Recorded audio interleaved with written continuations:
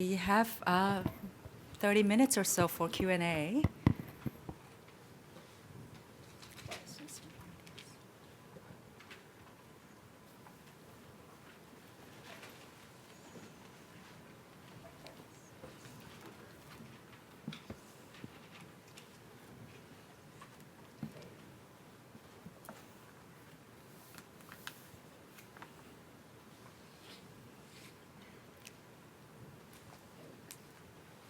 Everyone's processing.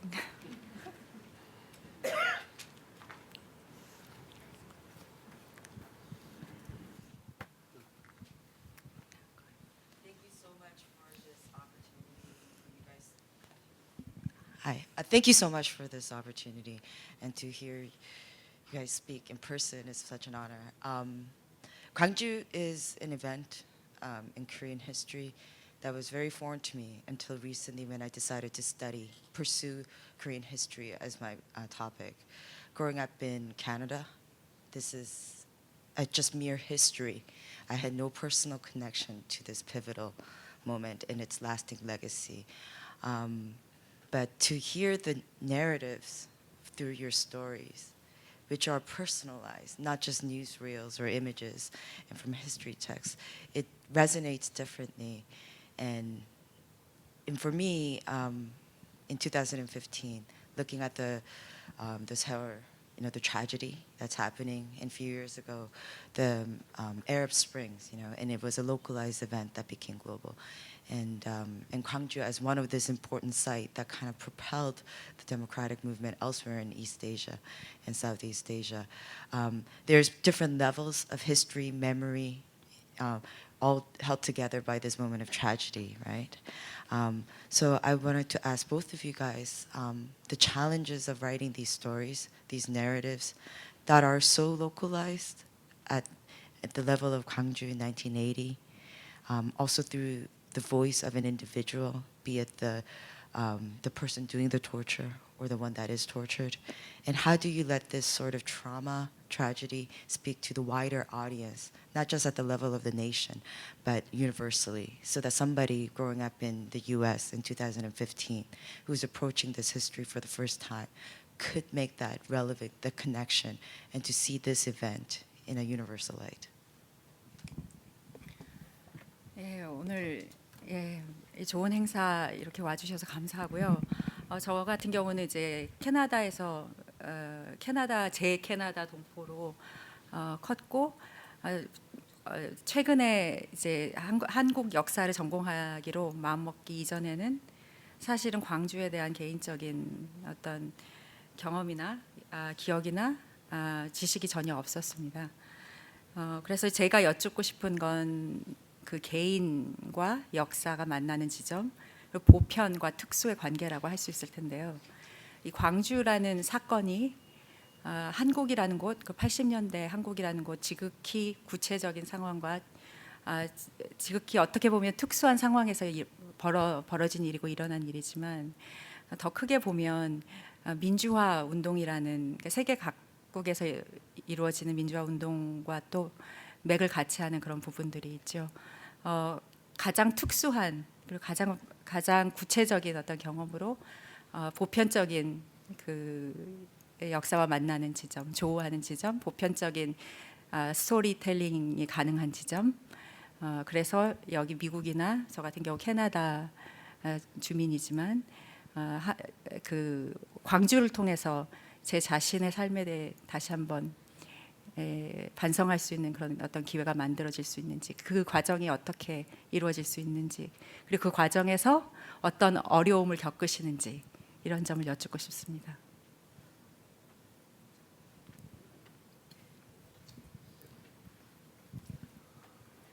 굉장히 어려워요. 그래요. 광주라고 하는 게 말씀하신 대로 특수하고 특별한 사건일 수 있습니다. 근데 사실은 저는 그렇게 생각해요. 우리가 이제 소설을 다룰 때 어차피 그것이 어떤 공간에, 그리고 어떤 공간에서 어떻게 일어난 어떤 그 사건, 어떤 역사적인 사건, 이냐에 관계없이 결국 소설은 사람을 다룹니다. 그러니까 소설 속에 인물들이 있고 그 인물들을 통해서 어떤 그 사건 혹은 그 사건이 갖고 있는 어떤 문제들을 이제 다뤄내는 것이죠. 결국은 저는 그렇게 생각합니다. 광주가 특별할지도 모르지만 그러나 사실은 또 보편적일 수도 있어요. 왜냐하면 그게 아우슈비츠와 다르지 않고 또 가령 뭐 수많은 지금 우리 지금 이 시대에도 일어나고 있는 수많은 문제들과도 결코 다루지 않습니다. 왜냐하면 그것들을 관통하고 있는 문제는 결국 어떤 폭력과 인간성의 문제죠.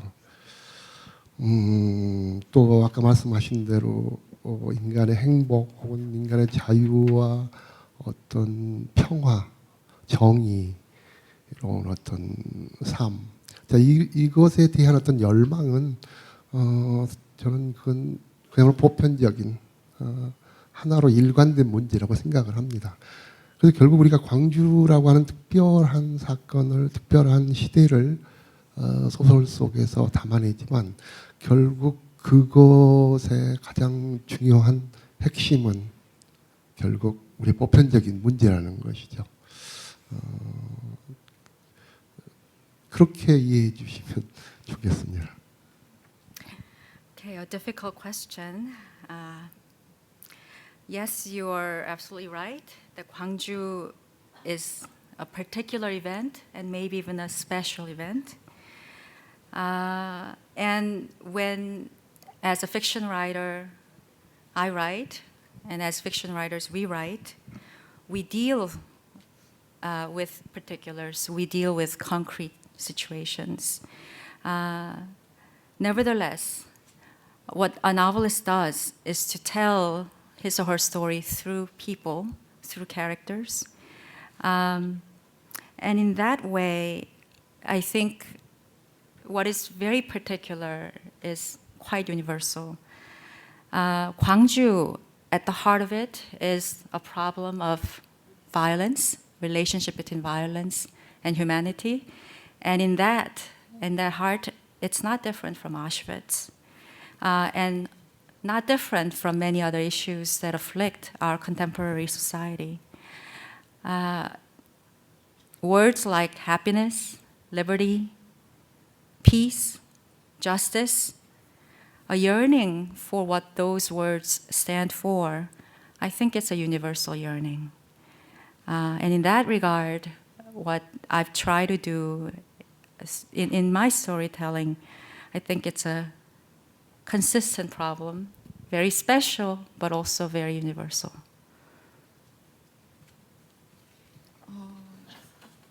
임철우 선생님 말에 동의하고요. 한 문장씩 끊어서 할게요. 네, I agree completely with what Lim has said. 저는 어린 시절에 아주 너무 어릴 때 광주를 직접 있었던 건 아니지만 경험했기 때문에 저에게 광주는 고유명사라기보다는 어떤 보통명사 같은 것입니다. I experienced Gwangju when I was very little, and so for me, Gwangju was not a proper noun but a regular noun. 그래서 이 책의 에필로그에도 썼는데요. 광주는 고립된 것, 힘으로 짓밟힌 것, 훼손된 것, 훼손되지 말아야 했던 것의 다른 이름이다 이렇게 썼습니다. So as I wrote in my epilogue, Gwangju is 힘으로 짓밟힌 것, 훼손된 것, 훼손되지 말아야 했던 것. 것을 다른 것이라고요. 것의 다른 이름이다. 다른 이름. Okay. So as I wrote in the epilogue, Gwangju is another name for what has been isolated, what has been destroyed, but what must also not be destroyed. 그래서 광주가 끊임없이 죽고 되태어나고 다시 살해되고 그런 우리 곁에 계속 되돌아오고 있는 게 광주라고 생각합니다. So Gwangju is a name for what must return ceaselessly, what dies and gets resurrected and comes back to life and to our side. 어쩌면 우리는 광주 속에서 살아가고 있는 것 같아요. It may be the case that we're living within Gwangju, inside Gwangju. 세계를 바라보면 바라볼수록 그런 생각이 듭니다. The more I come to know about the world and the more I see aspects of it, that feeling is strengthened, not weakened. 인간의 존엄함과 야만과 폭력과 숭고함 이런 것들을 들여다보다 보면 결국은 이게 인간의 이야기라고 생각되고 광주 이야기가 그냥 인간의 이야기라고 생각하면서 이 소설을 썼습니다. The dignity of humankind, as well as its barbarity, the sublime sanctity of human life, as well as its violence, that's at the heart of the human for me. And as I was writing this novel, I think that's the question that I held on to.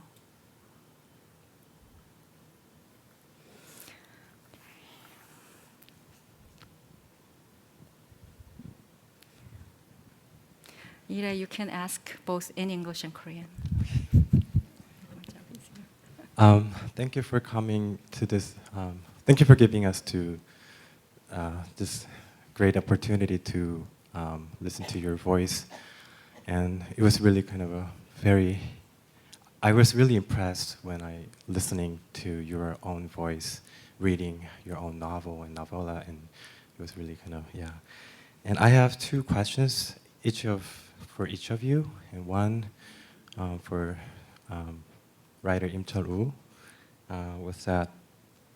So you told us that your novella was driven by your own guilty feeling that when you heard of the Red Room, located right next to the tennis court where you play tennis, and I haven't read your kind of novella yet, but as I listened to your kind of excerpt, I realized that it is it deals with a kind of a torture event that happened in a confined room, and two men involved in it.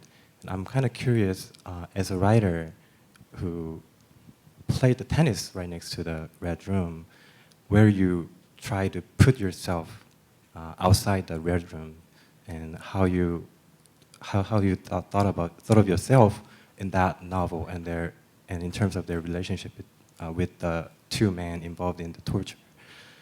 그래서 임철호 선생님께 드리고 싶은 질문은 아까 이제 테니스 코트에서 이제 테니스를 자주 치던 테니스 코트 옆에 있던 그 붉은 방에 대한 이야기를 듣고 약간 이제 죄의식을 느끼시고 그게 소설을 쓰게 된 동기가 되셨다라고 말씀을 하셨는데, 제가 소설은 읽어보지 못했습니다만 이제 읽어주신 부분들을 듣고 있으면서 느꼈던 것은 이제 그 소설이 굉장히 갇혀 있는 공간에서 두 남자의 이야기를 다루고 있는 것처럼 느껴졌거든요. 그래서 그랬을 때 그 사건이 일어나고 있었던 와중에 바깥에서 테니스를 쳤을지도 모르는 그 소설가 선생님 본인은 어떻게 그 소설에서 이야기를 하고 싶으셨는지, 어쩌면 그게 선생님께는 굉장히 숙제였을 것 같은데 어떻게 그 문제를 해결하고자 하셨는지가 좀 궁금합니다.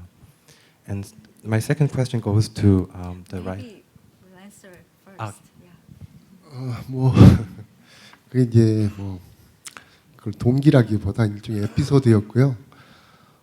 사실은 뭐 그건 당연한 일 아닌가요? 제가 소설을 그 문제를 가지고 굳이 소설을 썼다라고 하는 건 제 나름의 가장 적극적인 어떤 태도이고 어떤 결정이죠.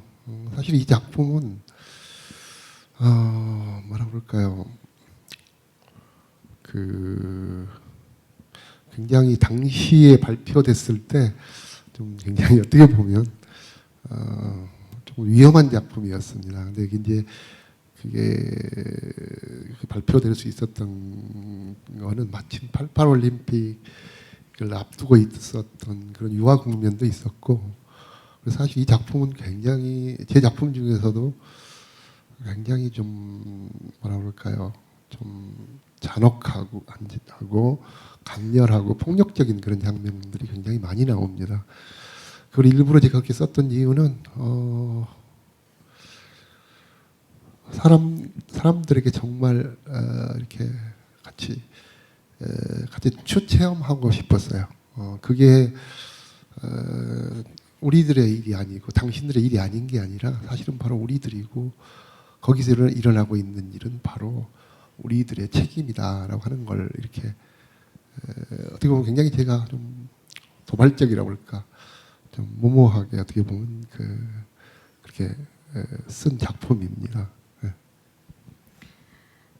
So this work is a product of an active decision on my part. At the time when the work was published, I think you'd be safe to say that it was quite a dangerous work, one that entailed quite a bit of risk on my part. It was released in 1988. It was still during Ryo Tae's reign. One thing that sort of enabled it to come out at that time was that the 1988 Seoul Olympics was being planned, and so there was an attempt by the government to sort of ease restrictions for PR purposes. So that, I think, allowed it to be published. Nevertheless, it's a work that is filled with violent, brutal, maybe even incendiary scenes.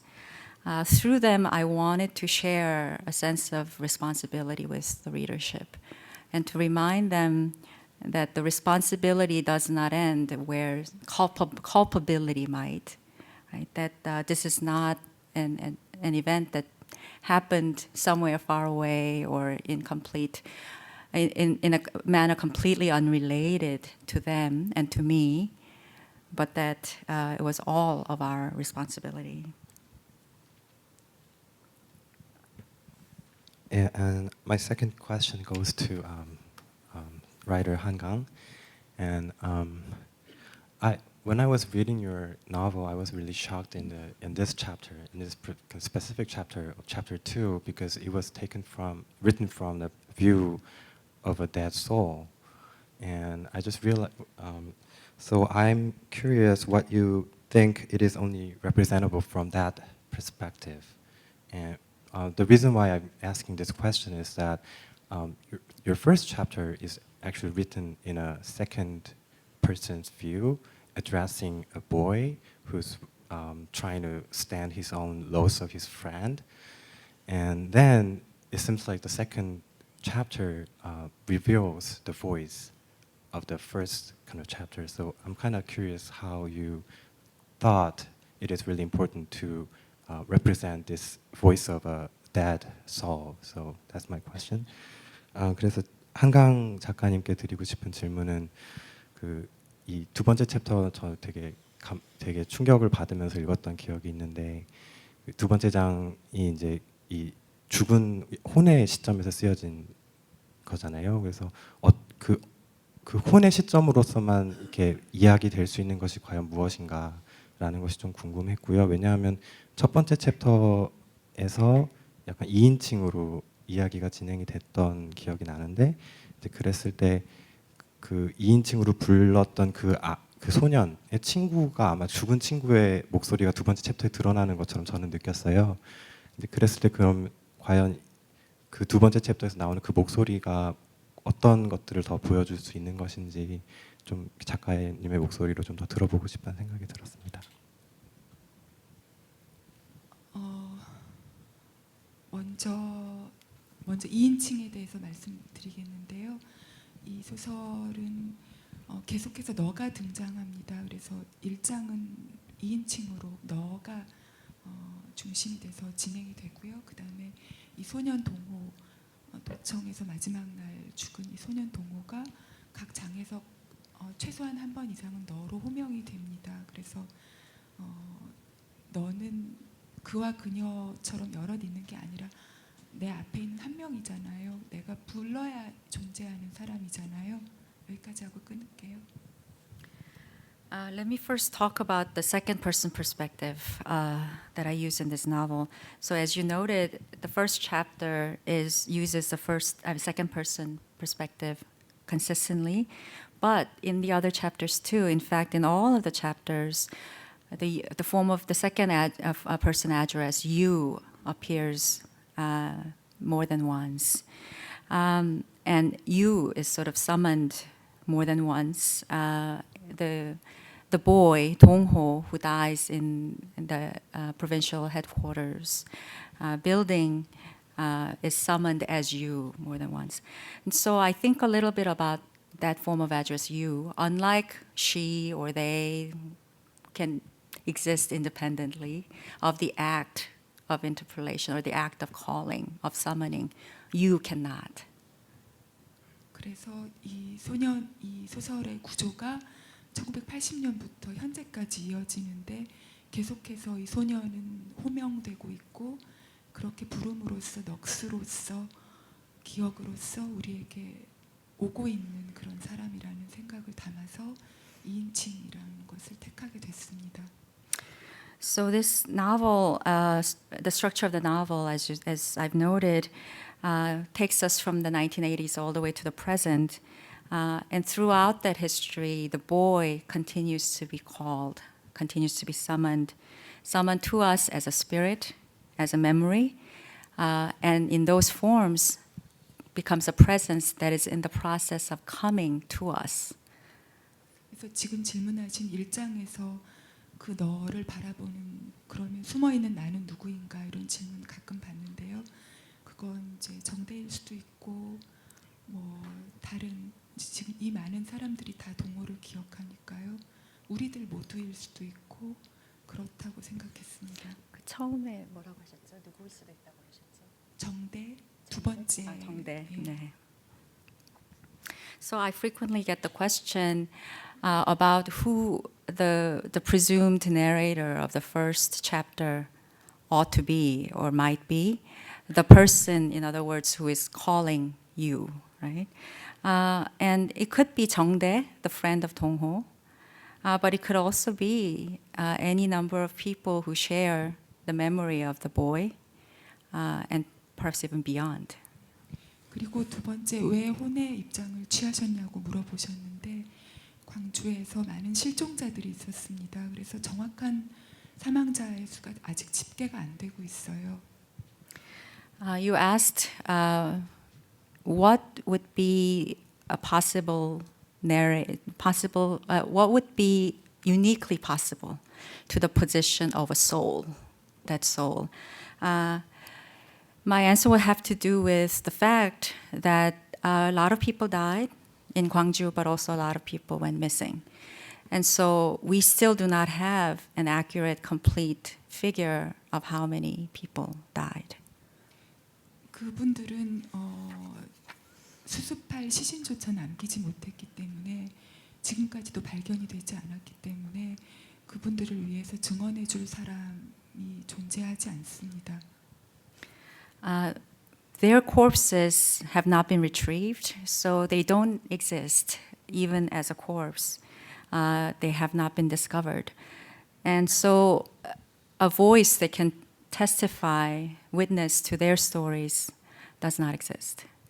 그래서 이 장을 쓸 때 이 장을 꼭 쓰고 싶다고 생각했어요. 그래서 증언할 수 없게 된 그 실종된 사람들, 그 사람들을 혼의 목소리로 꼭 쓰고 싶다고 생각했고 전체적으로 이 소설을 쓸 때 가장 저에게 어려웠던 장이 바로 이 장이기도 합니다.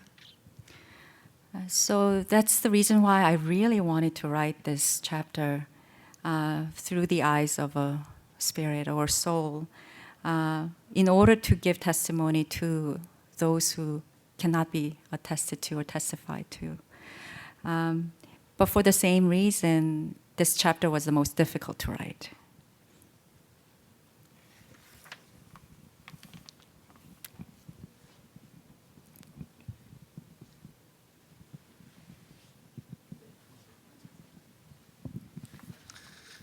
그 전 세계에서 디바이드 돼 있는 나라가 한국밖에 없잖아요. 남북으로.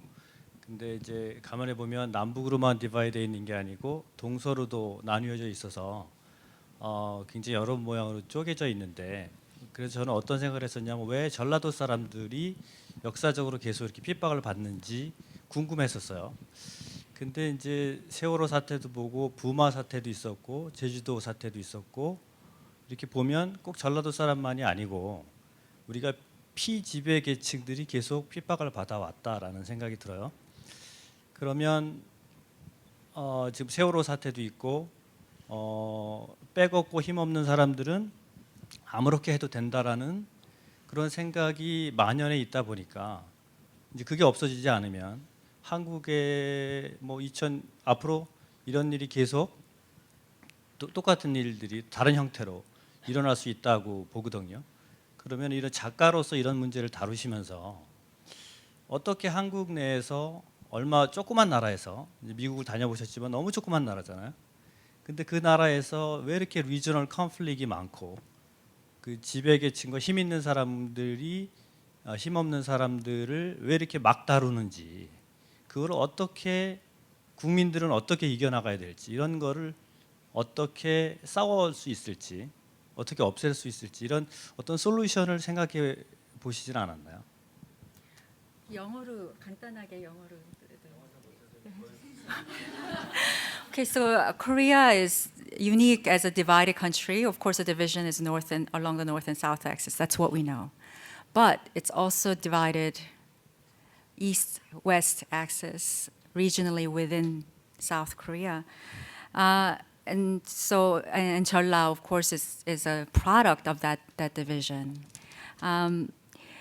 But if thinking about sort of the bigger sort of trajectory of Korean history, there are many traumatic historical events in 20th century Korea, not just Gwangju, but also in Jeju, Busan, and Masan.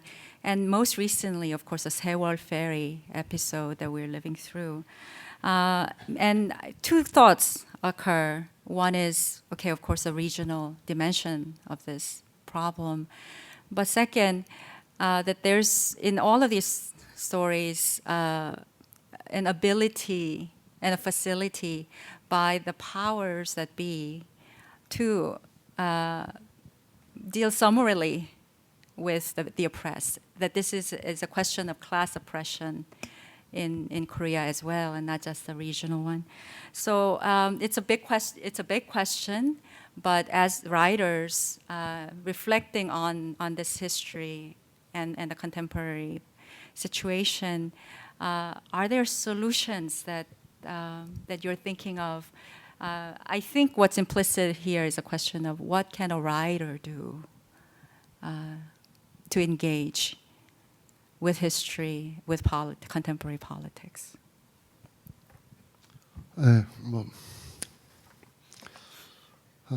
그래요. 분명히 이 작은 한국 땅, 더구나 남쪽에 이 작은 땅에 분명한 차별이 존재하고 그 차별은 굉장히 극명하게 오랫동안 지속되어 오고 있습니다.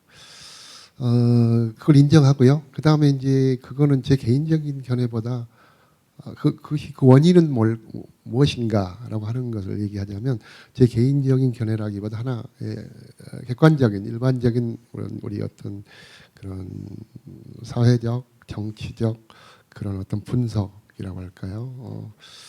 그걸 빌려서 제가 간단하게 요약을 한번 해보지요.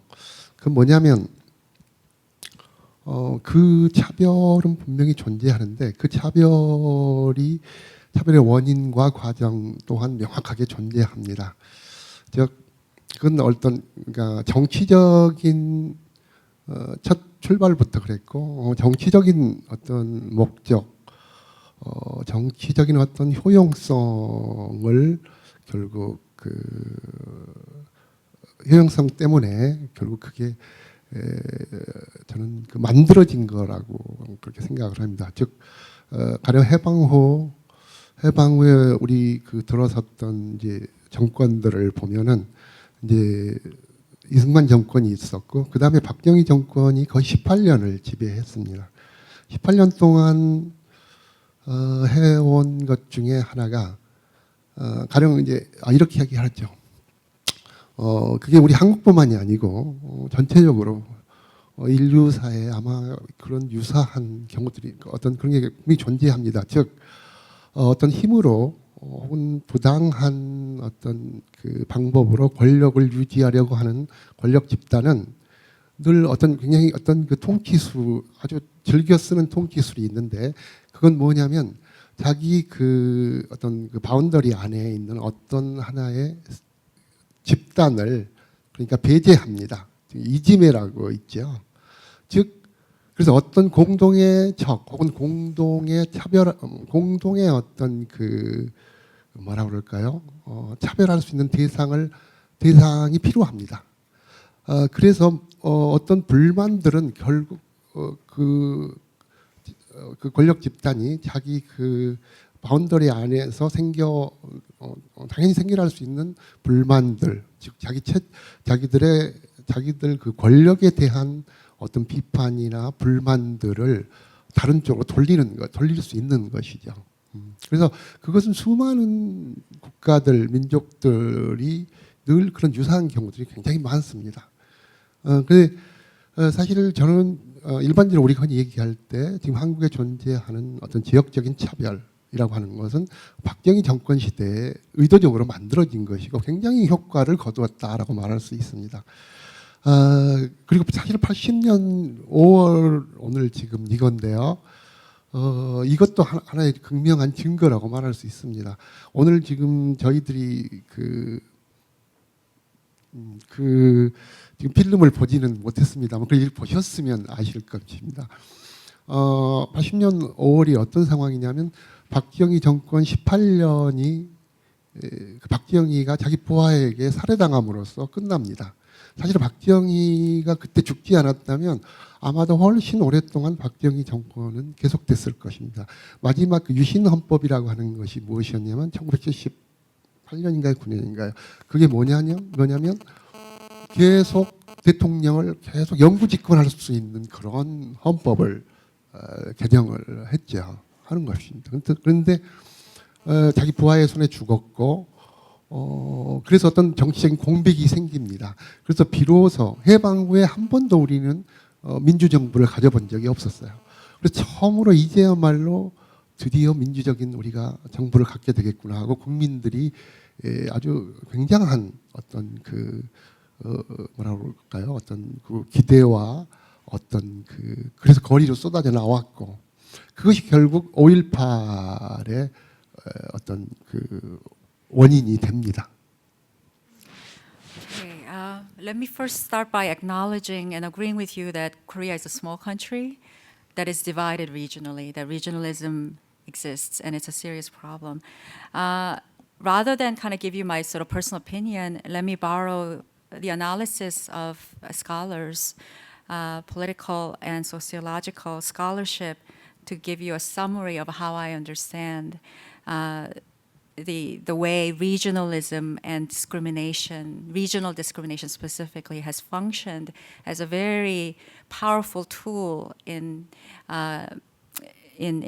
setting up sort of the political terrain in South Korea. I will say from the get-go that regional discrimination has been constructed, and it's been constructed for a political purpose, and that it is a very efficacious tool for the ruling group to wield.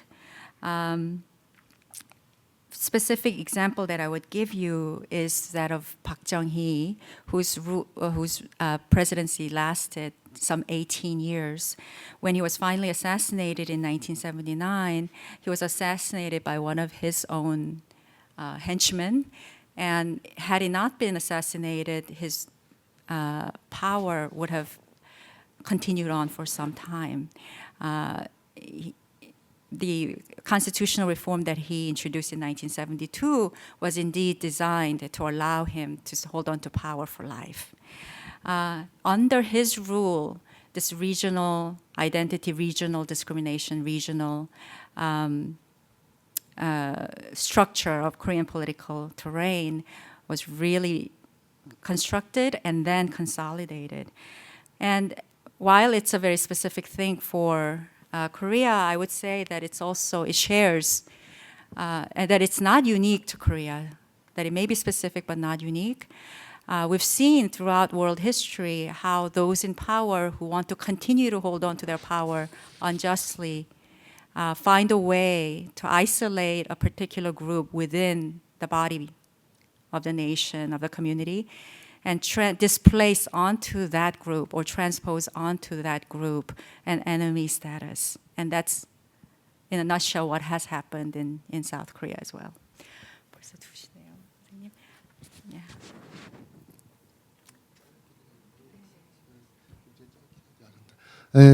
사실 한국은 그러니까 군사 독재 정권이 가장 성공할 수 있고 그리고 오래 지속될 수 있는 유지할 수 있는데 가장 좋은 조건을 가진 그런 나라 중에 하나입니다.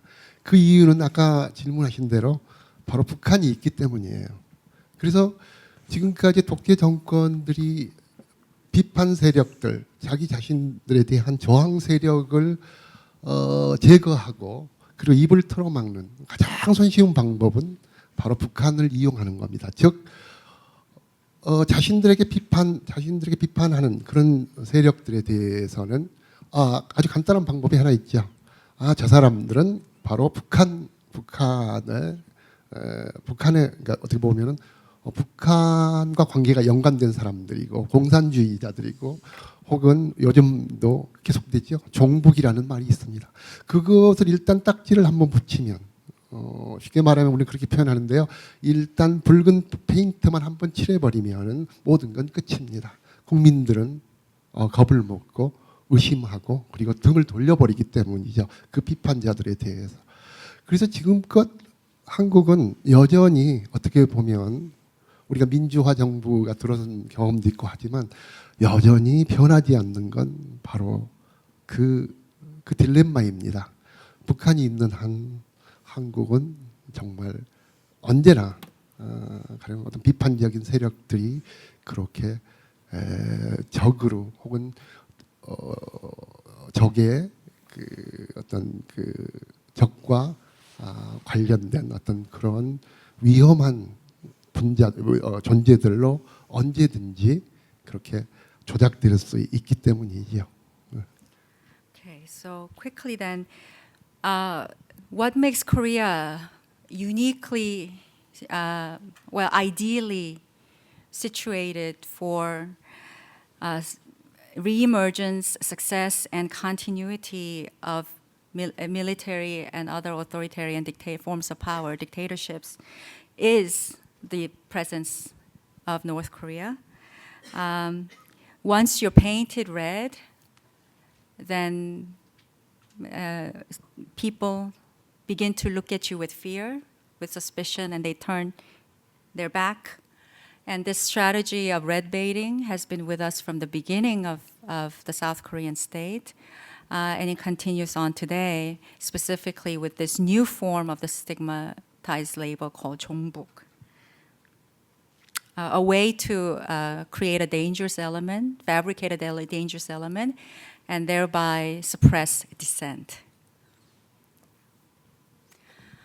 Well, I think there's more to say, but we're already at 2:10, so round of applause to our writers. Thank you very much for coming.